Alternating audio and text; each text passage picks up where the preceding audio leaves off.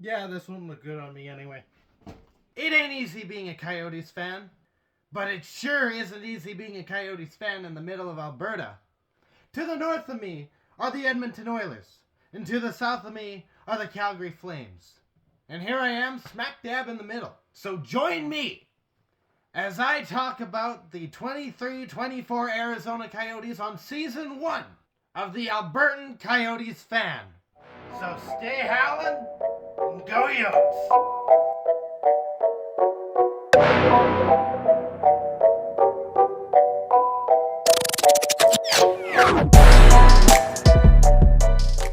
Yotes win 6-0, 6 an egg against the Washington Capitals. And they kick the festivities off. Keller has the puck at the point in the offensive zone. Cooley rushes down from the point on the left side. He rushes down. Keller sees it. Keller, this looks like a completely scripted play. This looks like they've done this in practice over and over and over again. Keller passes it down. It's tipped off of Cooley's stick and into the back of the net. 1-0. And we're on the board early. Then Carcone gets a break. He ends up with two caps, one on either side of him, kind of in front of him. Like they were playing defense, but I don't think they were communicating. Carcone takes a shot. It goes up and over the glove of Kemper, who, by the way, used to play for the Coyotes. And it's in the back of the net. And here's something fun about those two goals. The Coyotes had 2 goals to open the game. They had 2 shots to open the game. You gotta start somewhere. You gotta start to count. So, shot, goal. Shot, goal. Okay, you know how Gretzky coined the term you miss 100% of the shots you don't take? In this case, to start the game, the Coyotes ended up scoring 100% of the shots they made. Schmaltz gets a feed from Keller. Schmaltz wastes no time with it. Shoots the puck on net. It's into the back of the net. That's 3-0. What is this team? Like, did they take my threat seriously? Were they really that scared of me wearing a Canucks jersey? That's the only way I can see the team playing as well as they are. Because then another one happens. There's a bit of a cycling situation going on where it's like a lot of dodging and weaving and leaving the puck behind for the next guy. I can English. It's fine. Keller ends up getting the puck. He does a bit of a cut. He sees that he's got no room to really do much of anything. He can't shoot the puck, so he leaves it behind. Kraus picks it up. Not Kraus. Schmaltz picks it up. And he takes the shot, and it goes in. 4 goals, first period, and Kemper's gone. They took Kemper off the ice. The broadcast was talking about this is the first time this season that the Caps have ever gone to a point where they had to switch to their other goaltender. And there will be 1 more goal in the first period. And the final goal for the Coyotes in this period came from Jason Zucker. The Caps were trying to clear the puck. Jersey held the zone. I believe it was Jersey. I don't think for a second that was Dumba, but I could be wrong. Either way, Coyotes hold the zone.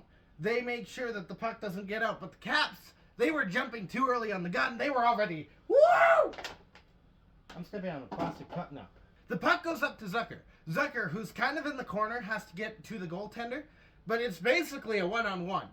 And Zucker pulls the puck back.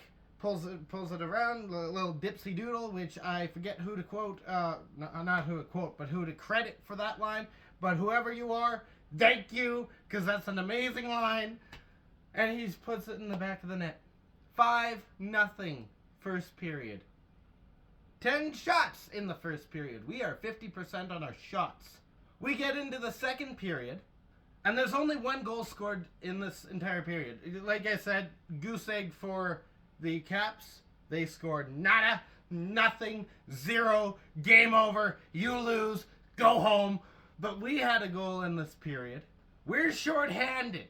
Brown ends up tripping one of the Capitals players. We go shorthanded, but the Caps screwed up. They made a costly mistake in giving, I believe it was Kerfoot, the puck. And it was Kerfoot and Bukestad against the goaltender. Give and take, give and take. Bukestad was the one who ended up with the finish. 6-0. Cooley, basically, he must have been told, go and have fun, because he looked like he was having fun, even though, like, some of his opportunities that he had, Yeah, he kind of over-dangled on them. He overplayed the puck. But it sounds like, or at least it seems like, he was given that right of way to basically go out and try stuff, see if it works. If it works, cool. If it doesn't, well, hey, we're up by 6. Oh, would you look at that? The scenery changed because I had forgotten something. Nearing the end of the game, the Capitals were obviously looking a bit more, frustrated. They were getting desperate. They were trying to do something, but Abe Kubel. That's not his full name, but I'm just going to use the last bit of his name for the rest of this, so it's Kubel now. He ends up getting hit by Bukestad. Bukestad is a tall guy. He's a solid guy. Yeah, if you get hit by Bukestad, it's going to flatten you on your rear. However, Bukestad didn't really hit him. Kubel ran into Bukestad. But Kubel didn't like it. Tough. Not much you can do about it at that point other than get your head back in the game. Then he goes off for a penalty. His stick gets caught in one of the Coyotes players' equipment, which, yeah, that's a trip. That's a trip any day. Refs are going to call that. And I don't know what kind of a brain fart or a temper tantrum this guy was having tonight, he goes over to a Coyotes player and starts wailing on him, which draws the rest of the Coyotes. So now you've got a bit of a line brawl, which was, quite honestly, ugly. It was not good. And yeah, I am all for, certain amounts of violence within these hockey games. They make it entertaining. They make it fun. They make up for the lack of discipline that the refs give. However, when that violence is sprung on by a temper tantrum, that's crap. Get that out of here. So I'm really hoping that the Coyotes, the next time we face the Capitals, I don't know if we do this season or not. I'm pretty sure we have one more with them. The Coyotes better have Kubel's number. Because that was dumb. But the next game that the Coyotes play is on Thursday. That is against Philadelphia. We are coming off a 5-win streak against the most recent Stanley Cup winners, which is amazing. But I'm going to try something new in this video. I asked a couple of my friends, a few of my friends actually, but some of them didn't respond. And I gave them the prompt to ask any question that they want that kind of pertains to hockey, but it doesn't have to. Because sometimes you just want general questions. And the first one comes from a friend of mine named Matthew, who asked, how do the numbers work? Now, I've answered this to him before. He even explicitly said that, I answered it for him before. But I'm going to answer it again because this isn't for him, technically, sort of. It kind of is. But, it's fine. It's fine. We're not going to worry about it. But to answer that question, it used to be that number 1 was for the goaltenders, then 2 through 7 was for the defense, then anything else was basically your forwards. And while some of those traditions hold true, there's been a bit of a change in that sometimes they're chosen because maybe it's sentimental to the player, maybe it's something that happened historically, maybe it's something funny. Like, for example, there was a guy on the Toronto Maple Leafs who had number 42 because of a Hitchhiker's Guide to the Galaxy. And for those who don't know, 42 is the meaning of life and all things in the universe, as according to a Hitchhiker's Guide. On top of that, there are numbers that you can't wear. There's numbers that are retired by each individual club. There's the one number for Gretzky, and unofficially Lemieux 66, that's retired league-wide. And then there's 69. No one wears 69, and I think we can all understand why. The next question comes from another friend of mine. Her name's Renato. She asks, do you think any hockey players would be able to fight Manny Pacquiao in a match? For those who don't know, and I would urge you to look on YouTube and find some of his highlights. This guy is a boxer. He's also a senator in the Philippines. And he is a really good boxer. He's got good boxing skills. He's got a good awareness of what his opponent's about to do.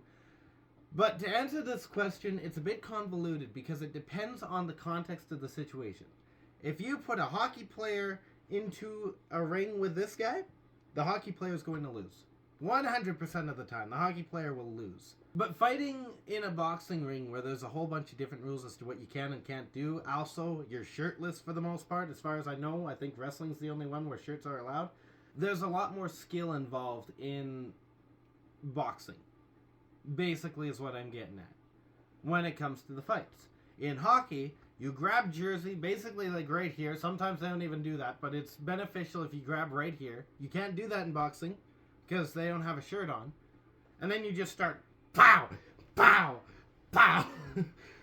Or if you want the O'Brien special, it's I don't know if I'm even allowed to show that, but we'll see. I just clipped myself in the jaw and that hurt. I don't know. Am I strong or am I weak? To really answer this question, if it's in a boxing ring, Pakeo.